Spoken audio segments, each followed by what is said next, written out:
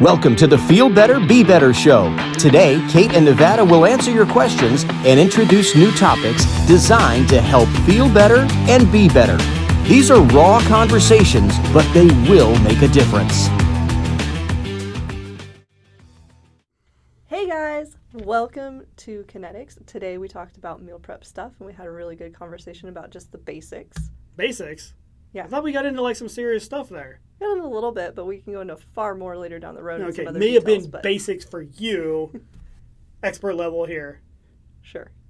I'm sure we'll do more, but just take a listen. I hope you guys like it and learn a lot from it, and definitely send in questions because we want to do more about this in the future.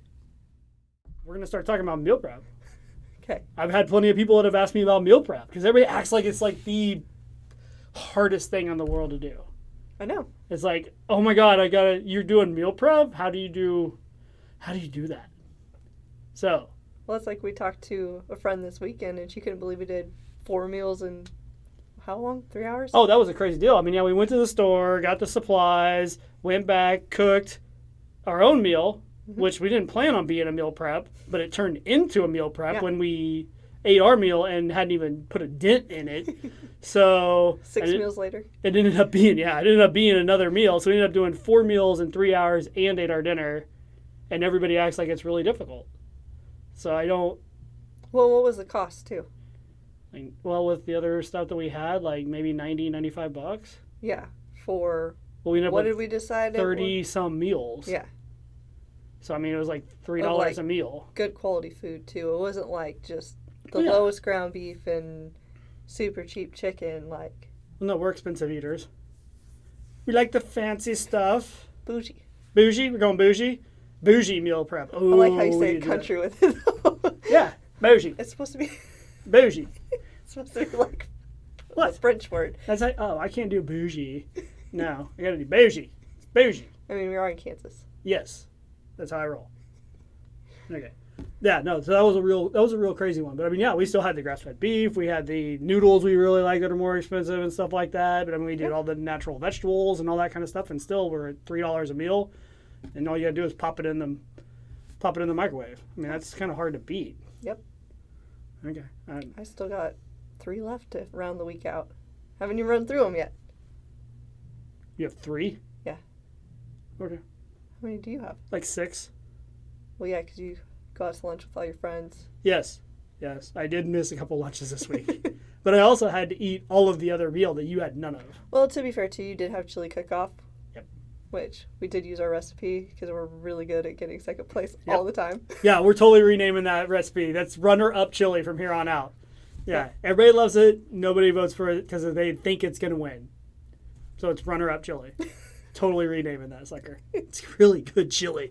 And anyway, yeah, seriously, check out the chili recipe. It's awesome. It's really good. And everybody thinks like, oh, it'll win, so I'm going to vote for this one. And then it doesn't win. Shocker. Gets second, though. Gets second a lot. It's second a lot. Yes, it does. All right, so let's get into meal prep. Yeah. Do you want to go like origin story here, or are we going like question and answer? What do you want to do? I don't know. Okay, that's a good answer. Yeah. Yes.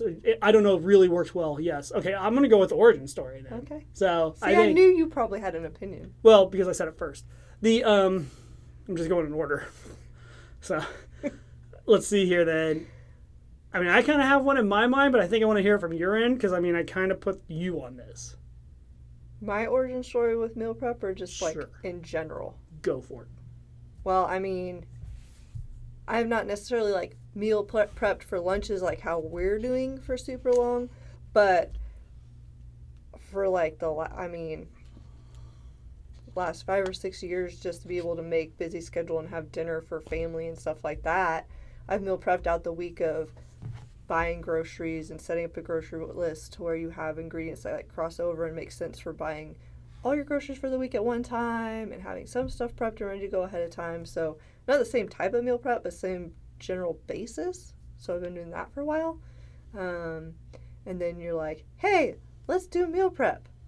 Because it's really hard to do meal prep for one person. Well, it's really hard to cook for one person. It is. And so to be able to do 2 meals instead of 1 and be able to get through them in the week and not be sick of them is a lot easier for 2.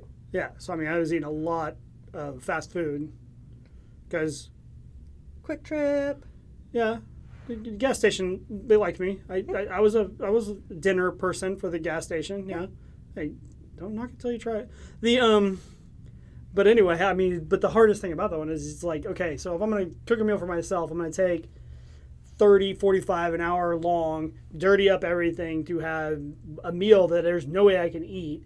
And I didn't understand. I mean, I knew that people could meal prep them and put them together, but I didn't have that kind of knowledge or resources. So, I mean, I got a book that kind of did that kind of stuff, and it was good. I liked it. But I wasn't very skilled in the art of meal making from my years and years and years of going like, I cooked tonight. I made a box of mac and cheese. So I kind of threw it back in your court. Yeah. And we kind of said, can we do it wrapped around healthy meals? Because I happen to get a book that we enjoy most of his recipes, the Fit Man Cookbook. I usually mess that up and say Fat Man, but it's Fit Man Cook. It's a good book if you get a He's chance. got a whole website too with even more recipes. Oh, I know. His recipes are So, great too, and yeah. he pushes things. I mean, like where he kind of does like the salmon or the seafood or certain meals. You're like, there's no way that would be meal prep would I be know. good, but he finds a way to make it work. Yeah, because like the biggest feel when you were like, let's do this salmon one. It's like, I don't want to be that person in the office that heats up salmon in the microwave and everybody's like, who heat up fish because it smells disgusting in here, because that happens a lot. But none of his seem to do that somehow. Yeah, I don't know. he's good at his meal prep. He's good at his meal prep. He So is. I threw that to you, and you came up with the stuff we have now. Stuff we have now. So you tweaked a lot of his stuff. Yeah, mostly because some of his stuff, like he does a really good job finding healthy foods and stuff to put in there, but some of it's hard to find in the grocery store, Yeah. or things that maybe you and I don't love in that recipes, but I know a better substituter. If you take it out, it doesn't really change a lot. It just takes out the one thing you maybe weren't a huge fan of, and so yeah, tweak Yeah. things. Or like, ooh, you know what would be good is if we twisted it and made it like the meatloaf. He had a really good enchilada meatloaf recipe, little mini meatloafs, and they were good. But then we're like, ooh, what if we make it with some other different stuff in there, and just kind of spun it off of his, but took it a whole different direction. Yeah. And now we're totally in a whole different world where we literally look at recipes, find ways to tweak them to make them healthy, try them out, change up a few things, try them out again, change a few things, try them out again, and then they hit the website. I mean, if we Create like our own. them. Yep. I mean, sometimes we're going multiple meals deep. I mean, Yeah. Pesto. eh, That one's taken like 4 times to get the pesto right, but it's good now. yes, it's a good We meal, found now, the combo now. especially if you like pesto. Especially if you like pesto, which I love. So that kind of covers a little bit of the origin story side of things. What was the other thing we were going to talk about? I don't remember. You don't remember? Okay. So we'll just move on to the next thing then. When you talk about maybe some of the pairings and the things that we look at and go through when we're trying to figure out what meals we're doing. Oh, that reminds me, we got to figure out this week. Yeah, we do. Mhm. We do. It's fine. Just set out a meat and then. I was going to say, I think we usually find a recipe we really want to do. Mhm. I mean, we're just kind of feeling this week or whatever. So, I mean, let's say it's like the beef picadilla, right? Well, then you're kind of got your meat and your hamburger, trying to, your ground beef scenario. So that's when we usually try to go, okay, what about a seafood? Or what about a chicken? Or what about a veggie? And by veggie, I mean by a vegetarian meal or something like that. Just something to mix it up, because we don't want to be like, oh, ground beef Monday, ground beef Tuesday, ground beef Wednesday, because that does get boring, even if they are different meals. Yeah, well, even in that respect too, we do separate out which meats that we're doing, but also like if you're doing like a pasta meal or something that's more like tomato based, then your other one maybe you want to do something like more olive oil and light, or with couscous or a little bit of rice, and just because it just makes it feel a lot different too. Or just more like Asian cuisine or something like Yeah. that. Like really kind of, let's face it, our palates we like having a mix and a variety Yeah. in there. Yeah, like a lot of times we'll do like a Mexican and then an Asian or a barbecue and whatever. Yeah. So like this week we had the pesto pasta, we had the buffalo chicken, spaghetti squash, which was good, but we also think we can tweak that. It's still a new one. Don't expect that one on the website right now. And then what was the other one we did? I mean, It was chili. the pork tenderloin, The pork tenderloin, which that's we right. marinated in the honey and the hot sauce. Yeah, the garlic honey. Mhm. Yeah. Sweet and spicy. Mhm. Okay. What else you got on meal prep?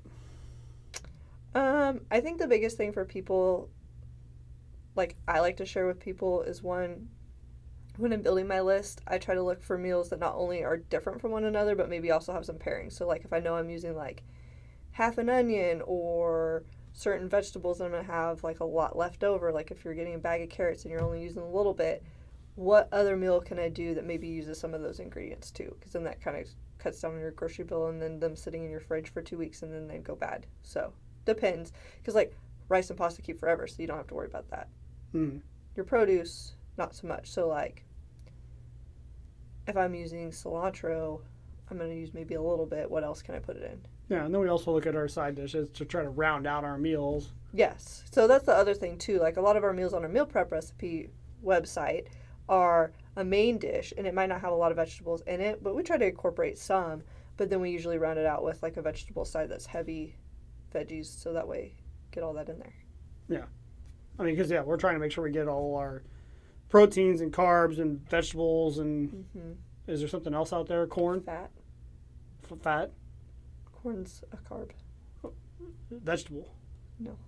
Pretty sure it's vegetable. No. Potato and corn are a carb in the nutritional world. Still a vegetable.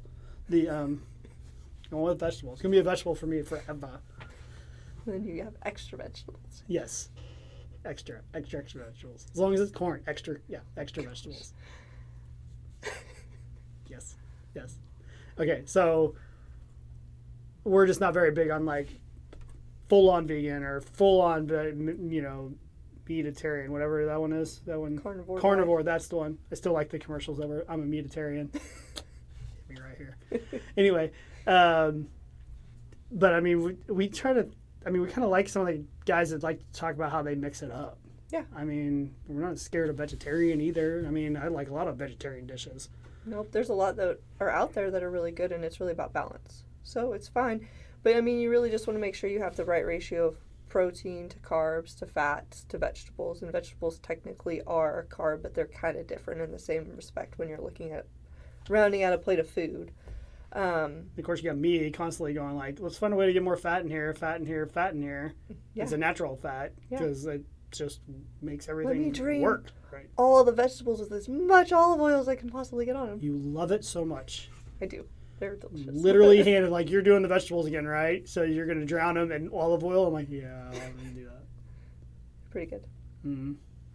But yeah, so, I mean, that's something we can go into another episode and probably talk a ton about portion sizes of each and how to determine what that looks like. Because for me, I know a lot of people like to count carbs or look at their macros, and that's great if that works for you. But I think that's a lot more work than necessary for the majority of people out there that are just trying to be moderately healthy, exercise, have a decently well-rounded plate. I think it's a lot of excess work that doesn't need to happen. So, I mean, I do mine more by portion sizes. The group that I follow does more by, like, using your hand as a measurement for, like, the different parts of your meal. Can I use both of them?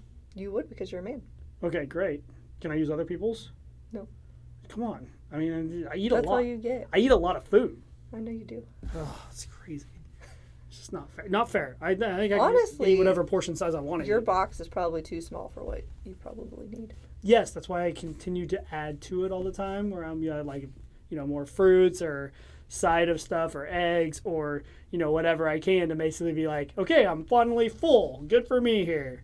But I do what I can. I think the funniest part about all this stuff that I gotta mention on this is the fact that I think people's biggest thing is that they're like, I like variety. Yeah. To me, this allows me to have more variety. Yeah. It seems crazy, but I mean, because I have the 6 meals that I need to eat up still today or whatever. That's fine. There's 3 different kinds. So I get 3 choices there. I got chicken, I got a ground beef, and I've got a pork. And all of them are very distinct, different tastes. So, I mean, I kind of can figure out whichever I want. But here's the best thing. If I really, really feel like pizza, and I really am going to go ahead and do it, the meals are still sitting there. They're fine. They'll be ready for the next meal. So, I mean, it allows me to have that flexibility, unlike half the time when I was going home at 10:30 going, okay, what is open? And even if it's open, do I trust them not to spit on my food because they were closing down the store? So, I mean, and that's where I end up at Quick Trip. But anyhow, that's just how we go about things. It gives me more, to me, it gives me more variety. Well, that's the thing, too. I mean, if you don't and you're constantly so busy that you have to grab food out all the time, there's no variety there because there's really only a few different types of fast food out there. I think it's amazing after I went like eating our own prepared meals, especially with good meat and all that kind of stuff and all the good stuff that we did, how bad that stuff tastes. I mean, you just after a while... When you don't even crave it. I don't crave it at all. There's so many times that I'm like, crap, I don't have a meal at home. It's late. I need to grab something. I'm like, nothing even sounds good. Yeah. Well, sometimes it does. Sometimes it'll be like pizza night or whatever, but sometimes it's just like, man, I don't even want any of it, but I need to eat something. Yeah. I think the biggest one for me is I used to crave, like certain hamburger joints or certain Mexican joints, and now I'm just kind of like, I mean, I guess. It's the only thing, it'll fill me up, and then that's what I end up with. I'm like, it's amazing how I don't want it anymore. I don't even crave it. Yep. So, all right, anything else on meal prep or for right now? I'm sure you can revisit it later. Yeah, we'll probably revisit a lot because there's a lot to it. I mean, we could talk about how you go around the grocery store and go around the perimeter. We could talk about setting up your grocery list. We could talk about portion sizes like I talked about. All kinds of topics. Okay, I'm sure you can talk about that. You can talk about it with me. I'll talk to you. You talk to me? Okay. Yeah, I'm not very good. When I go in the grocery store, I know where I'm going, what I'm looking for. I don't really. I saw this video where it took a wife gave her husband a grocery list, and it was pictures of everything, not like the words of what she wanted. It was probably like literally pictures.